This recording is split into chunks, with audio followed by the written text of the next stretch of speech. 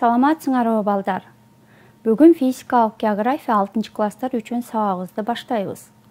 Бүгүнкү сабактын темасы жердин планы. Балдар, география сабагы жаңы кирип жаткандыктан кунт коюп угуп, жакшы билип алышыңар керек. Ошондуктан ыңгайлуу жайгашып, көңүл буруп угуп отурабыз. Бул сабакта силер жердин планы жана шарттуу белгилер жөнүндө түшүнүк аласыңар. Жердин планын түзүү топографиялык жана географиялык карталар сыяктуу эле жер бетинде багыттарды аныктоодон башталат.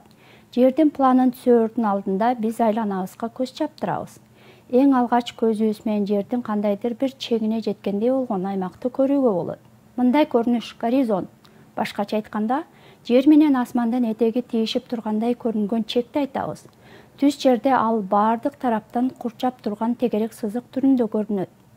География тилинде бул сызыкты горизонт сызыгы деп атайбыз. Жер бетинин бөлүкчөсүнүн планын түзүү үчүн горизонттун багыттарын аныктай жана аралыкты ченей билүү керек.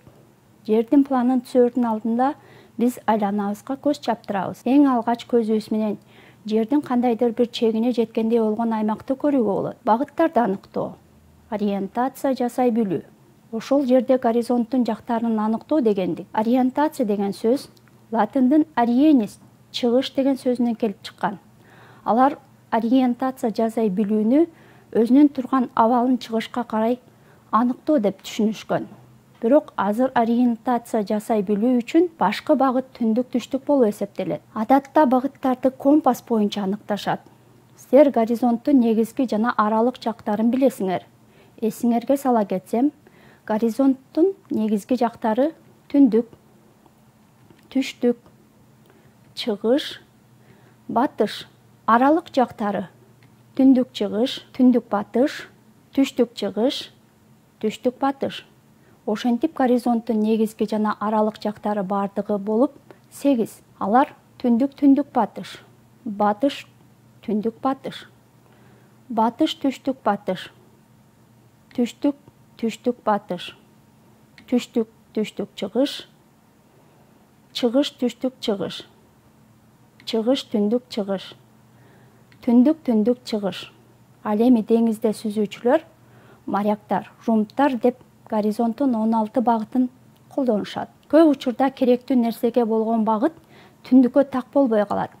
Мисалы бир аз чыгышка оошкон болот. Жер бетинде горизонттун жактарын кантип билүүгө болот? Силер кандай деп ойлойсуңар?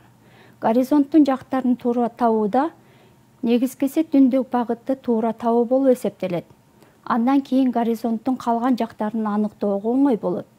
Горизонттун жактарын аныктоонун жолдору көп. Карап көрсөк, талаада жүргөндө горизонттун жактарын компассыз эле ар түрдүү жолдор менен аныктоого болот. Мисалы, күндүн, гномондун, жергиликтүү белгилердин, жылдыздардын жардамы менен багытты аныктоодо эң башкы нерсе түндүк багытын туура табуу. Гномондун жардамы менен түндүк багытын кантип аныктаарын эстесек балдар. Күн эртең менен чыгыш, кечинде батыш, чак түштө түштүк, тарапта болоору баарыбызга жакшы билебиз. Түнкүсүн түндүк багытын алтын казык жылдызы боюнча аныктайт. Ал жылдыз дайым түндүк багытты көрсөтүп турат. Дарактын жалбырак бутактары көп жагы түштүк болжолдоп көрсөтөт. Таарылган бактын шакекчесин карап билүүгө болот. Шакекченин тыкыз жайгашкан жагы түндүк, сейрек жайгашкан жагы түштүк болот. Кумурсканын уюгуна да билсек болот. Өзүңөр сүрөттөн баамдагандай эле, кумурсканын уюгу түндүк жагы тике келет, түштүк жагы жайык болот. Горизонттун багыттарын аныктоонун жеңил жолу компасты пайдалануу. Албетте, эгер силер жылдыздарды, дүмүрдөгү мокту жана башкалар боюнча кантип башкарууну билсеңер, анда бул абдан сонун. Бирок бул колдонуу ар дайым эле мүмкүн боло бербейт. Демек, силердин жаныңарда дайыма компас болсо, силер үчүн ыңгайлуу жана коопсуз болот. Анткени компастын жебеси ар дайым түндүк менен түштүктү көрсөтүп турат. Балдар, компаска көңүл бурсак, компас бул магниттик меридиан боюнча багыттарды көрсөткөн прибор. Магниттик компас биринчи жолу Кытайда 4000 жыл мурун пайда болгон. Ал компаста кашыктын формасы орнотулган. Магниттен жасалган кашык күнгөйдү көрсөтүп турган. Аны Кытайдын кербенчилери жана соодагерлери ар дайым күн бүркөк мезгилде жана чөлдүү аймактарда колдонуп келишкен. Аларды ар кандай коркунучтардан сактаганга жардам берген. Азыркы учурда компастын негизги 3 түрү бар. Аларды карап өтсөк балдар. Магниттик, электрондук, гидрокомпас. Компастардын эң кеңири таралган түрү магниттик. Магниттик компастардын башка түрлөрүнөн негизги айырмачылыгы анда жердин магнит талаасы менен өз ара аракеттешүүчү магниттер бар. Электрондук компасты карап өтсөк, бул азыркы мезгилдеги эң татаал түрдөгү компас. Ал спутник навигациялык координаттарды аныктайт. Компастын бул түрү профессионалдарга арналган. Гидрокомпаска келсек, бул компастын түрүн кемелерди башкарууда колдонушат. Магниттик компастардын сырткы көрүнүшүнө жана иштешине жараша да түрлөргө бөлүп карасак болот. Брелок компасы, билекке тагуучу компас, чөнтөк компасы, планшет компасы, туристтик компас, медальон компасы, аскердик компасы. Бул компастардын түрлөрү бири-биринен функциялары боюнча айырмаланып турат. Балдар, компас менен иштөөнүн эрежелерин карап өтөлү. Компас менен иштөөдө компасты металл эмес тегиз жерге коюу керек. Компастын жаачасын токтоп калганча күтүү керек. Компастын түндүктү көрсөткөн жаачасын 0 менен туура келгендей гана иштетүүгө болот. Компаска ичке таякчаны коюп, ал борборунан белгилүү бир предметке багыттап коюш керек. Азимутту саноо үчүн түндүктөн сааттын жебеси аркылуу таякчаны көздөй бурушту ченөө керек. Кандайдыр бир нерсенин багытын так билүү үчүн бир эле горизонттун жактарын билүү жетишерлик болбойт. Нерсенин так багытын аныктоого азимут жардам берет. Азимут бул эки багыттын ортосунда пайда болгон бурч. Анын бири дайыма түндүккө карай багытталган. Экинчиси силер азимуттун аныктай турган нерсеге багытталган болот. Түндүккө карай кеткен багыттан азимуттун сааттын жебесин айлануу багыты боюнча эсептелип чыгарылат. Балдар, жердин планында азимутту багыттарын аныктоочу практикалык ишке көңүлүбүздү бурсак. Мен бүгүн силерге топографиялык карта менен азимутту аныктаганды үйрөтөм. Бизге ал үчүн эмнелер керек? Жергиликтүү план, транспортир жана карандаш керек. Азимут бул кандайдыр бир чегит менен түндүк багытынын бурчу. Саат жебесинин айлануу багыты боюнча градус менен өлчөнөт. Төмөнкүдөй мисалды алалы. Булактан жел тегирменине чейинки азимутту эсептешибиз керек. Бул үчүн бизге биринчиден түндүк багытын аныкташыбыз керек. Бардык карталарда түндүк багыт ар дайым өйдөңкү, ал эми түштүк ылдыйкы тарапта болот. Күн батыш сол жакта, күн чыгыш оң жакта. Көбүнчө учурда картанын өйдөңкү сол бурчунда түндүк, түштүк деген жебе болот. Андан соң түндүккө багытталган сызык чийебиз. Алгач А чекитин таап алсак, андан кийин А чекитине объектти карай түз сызык чийебиз. Объект бул биздин учурда жел тегирмени. Түндүккө кеткен сызык менен тегирмендин сызыгынын ортосундагы бурушту транспортир менен өлчөйбүз. Түндүккө кеткен багыт бул 0 градус же 360 градус болот. Анткени толук айлана 360 градус болот. Транспортирди алып анын 0 градус бурчун биздин картадагы 0 градуска келтиребиз. Транспортирдин ортоңку тоголок жерине А чекитин коебуз. Андан соң сааттын жебесинин айлануу багыты менен градусту өлчөйбүз. Бизде 50 градус болду. Демек жел тегирменине чейин азимут 50 градусту түздү. Кийинки мисал алалы. Ошол эле булактан 196 градус бийиктигине чейинки азимутту эсептеш керек. түндүккө кете турган сызык бизде чийилген. Эми булактан В чекитине чейинки сызыкты чийебиз. Сааттын жебесинин жүрүүсү менен эсептеш керек. Сааттын жебесине каршы эсептөө бул туура эмес. Көбүнчөлөр ушул жерден ката кетиришет. Көрсөтүлгөн чоң бурчту эсептегиле. Транспортир 180 градус эле. Ал эми айлана 360 градус. Ошондо биринчи мисалдагыдай транспортирди түндүккө кеткен сызык менен тууралайбыз. Каршы бурчу ошондо 180 градус болот. Ал жерге чекит койгула. Эми транспортирдин бир бурчун ошол чекитке тууралап, экинчи В чекитине кеткен сызыкка чейинки бурчту эсептейбиз. 115 градус чыкты. Ошондо 180 градус менен 115 градусту кошобуз. Булак менен В чекитинин азимуту 295 градусту түздү. Бул практикалык иште азимутту эсептегенди үйрөндүк. Азимут бул А чекитинен түндүккө кеткен, экинчиден В чекитине кеткен түз сызыктардын бурчунун градусу. Жер бетин пайдаланууну пландоо үчүн ошол жердин кагазда көрсөтүлгөнү болуш керек. Аянты анчалык чоң эмес. Жер бетинин бөлүкчөсүн сүрөткө түшүрүп алууга болот. Бирок ал сүрөт жердин бетинде туруп түшүрүлгөндүктөн, ошол жердин бөлүкчөсүнүн формасы, өлчөмү так берилбейт. Жакын жердегилер даана, алысырактагысы бүдөмүк болот. Алдыңкы нерселер алыскыларды далдаалап да калат. Жер бетиндеги объектилердин токой, айдоо, дарыя, курулуш жана башка өлчөмүн өз ара жайланышын жакшы бере ала турган жер бетинин башкача көрсөтүлүштөрү да бар. Алар жердин планы менен аэрофотосүрөттөр.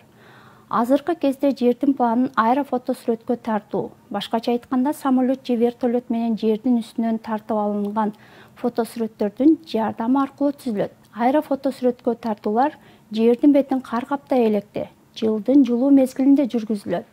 Кеңири аймактын сүрөттөлүп түшүрүлүшүн алыш үчүн ал жердин айрым бөлүктөргө бөлүп тартышат.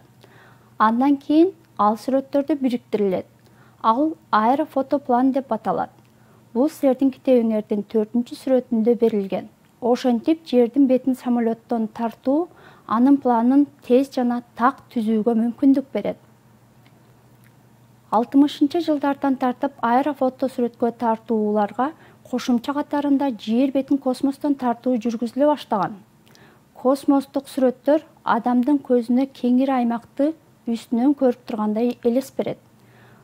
Космостон тартылган сүрөт боюнча чоң аймактардын карталар түзүлөт жана такталат. Ушул сүрөттөрдүн негизинде жана горизонтту аныктоо менен жердин планын түзүүгө болот. Жердин планы бул жер бетинин анча чоң эмес аянтынын шарттуу белгилер менен түшүрүлгөн чиймеси.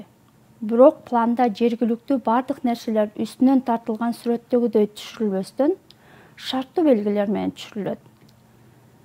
Жердин сүрөтүнүн жердин планынан айырмасын карап өтсөк балдар. Сүрөттө ал жер капталынан, ал эми планда үстү жагынан көрсөтүлөт. Мисал келтирсек, мисалы, силерге кимдир бирөөнүн мектептен силердин үйгө чейин кантип баруу керек экендигин түшүндүрүү милдети турат деп коелу. Силер кагазга курчап турган объектилердин сүрөтүн, аймактын планын чие баштайсыңар. Мына, ошондуктан бир жерден экинчи жерге баруу үчүн, кандайдыр бир пунктты табуу үчүн бизге жердин планы керек болот. Жергиликтүү пландын кандай түрлөрү бар? Келгиле балдар, пландын түрлөрүн карап өтсөк. Шаардын планы, айыл кыштактын планы, мектептин планы, үйдүн планы, эвакуациялоо планы, аскердик план. Эми балдар, топографиялык план боюнча карап өтсөк. Топографиялык план топографиялык картанын бир бөлүгү болуп саналат. План чоң масштабта жердин ири сызыгын эсепке албайт. Топографиялык пландарга анча чоң эмес аймактар түшүрүлөт. Алар долбоор түзүүдө, курулушта керек болот. Жердин планы болмоюнча эч кандай чарбачылык ишмердүүлүк болушу мүмкүн эмес. Топографиялык карта жер бетинин ийри, орто масштабта берилген чиймеси. Топографиялык карта турмушта издөө жана куткаруу иштерин жүргүзүү үчүн зарыл болгон нерсе. Ошондуктан ал өзгөчө кырдаал министрлигинин кызматкерлери тарабынан талап кылынат. Чоң масштабта болгондуктан бул карталар мазмунга жана жогорку геометрикалык тактыкка ээ. Кыйын сапарларды жүргүзүү үчүн ыңгайлуу. Келгиле балдар, алган билимдерибизди кайталап алалык. Анда суроого көңүл буруп, жооп бергенге аракет кылабыз. Горизонт деп эмнени айтабыз? Горизонттун негизги кандай жактары бар?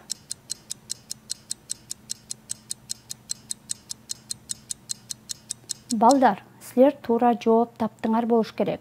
Анда туура жообун карап көрөлү. Горизонт жер менен асмандын этеги тийишип тургандай көрүнгөн чекти айтабыз. Горизонттун негизги жактары түндүк, түштүк, батыш, чыгыш. Кийинки суроолорго көңүлүбүздү бурсак, компас деп эмнени айтабыз? Жана азимут деп эмнени айтабыз?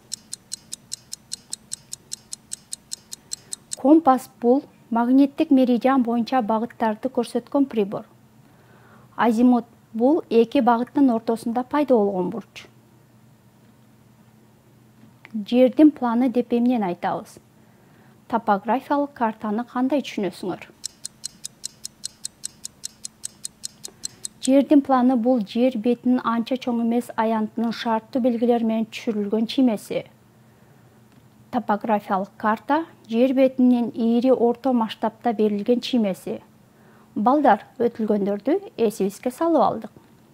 Топографиялык план менен иштөөдө аны окуй билиш керек.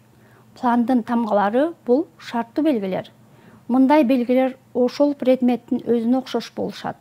Шарттуу белгилер жер бетиндеги жайгашкан ар түрдүү нерселер планда шарттуу белгилер менен көрсөтүлөт. Пландагы ар бир жаратылыш объектисине дал келүүчү белгилер түстөр, мисалы, токойлор жашыл түс менен көрсөтүлөт. Дарыялар, көлдөр, саздар көк түстөр менен белгиленет. Айрым географиялык объектилер, талаалар, огороддор, токойлор, бадалдар көбүрөөк аянттарды ээлешет. Алар жарактуу жерлер болушат жана алардын чекиттер пунктир сызыгы менен белгиленет. Шарттуу белгилерден тышкары айрым объектилердин белгисинин жанына кыскартылган тийиштүү жазуулар кошулуп жазылат. Энчүлүү аттар толук жазылат. Шарттуу белгилердин негизги 3 түрү бар. Ар бирине токтолуп кетсек. Аймактык же масштабтуу белгилер объектилерди чагылдыруу үчүн колдонулат. Алардын өлчөмдөрү картанын же пландын масштабында көрсөтүлүшү мүмкүн. Аймактык белгилер, мисалы тала, бак, көл же токой бөлүгүн камтыйт. Аймактык шарттуу белги өлчөмү, узун туурасы жана аянты картада өлчөнө турган объектилер, мисалы чоң көл, дарыя жана башкалар. Эми балдар, сызыктуу белгилерди карап өтсөк. Сызыктуу белгилер дарыяларды, жолдорду, куурларды, электр линияларын, чек араларды билдирет. Бул белгилер объекттин туурасын көбөйтөт, бирок анын көлөмүн так көрсөтөт. Башкача айтканда, сызыктуу шарттуу белгилерди колдонуп, жолдун узунун аныктай алабыз, бирок анын туурасын таба албайбыз. Чекиттик белгилерге токтолсок. Чекиттик белгилер же масштабтуу эмес, бул чекит штрихтер же атайын сүрөтчө белгилери менен көрсөтүлгөн. Ал чаган объектилерди скважиналар, тегирмендер, туруктуу бактар, суу мунаралары, курулуш пландарында, калктуу конуштарда жана башкада көрсөтүлөт. Шарттуу белгилер планды оңой пайдаланууга жана план түзгөндө көмөк берет. Анда балдар, шарттуу белгиге карата сүйлөмдү окусак. Биз жолубуз жардан башталып, түз жол менен жүрүп дарыя аркылуу темир көпүрөгө такалдык. Андан соң биз шалба аркылуу жолубузду улап, саз жээги менен мөмө бактарга келдик. Кеч кирген маалда биз аралаш токойго кирип келдик. талаа жолу менен 2 километрдей басып өтүп, аралаш токойго жеттик. Балдар, шарттуу белгилерге өз алдыңарча сүйлөм түзүп көнөбүз. Биз бүгүнкү сабакта эмнелерге токтолдук? Келгиле балдар, карап өтсөк, горизонт жана анын багыттарын аныктоонун жолдорун карап чыктык.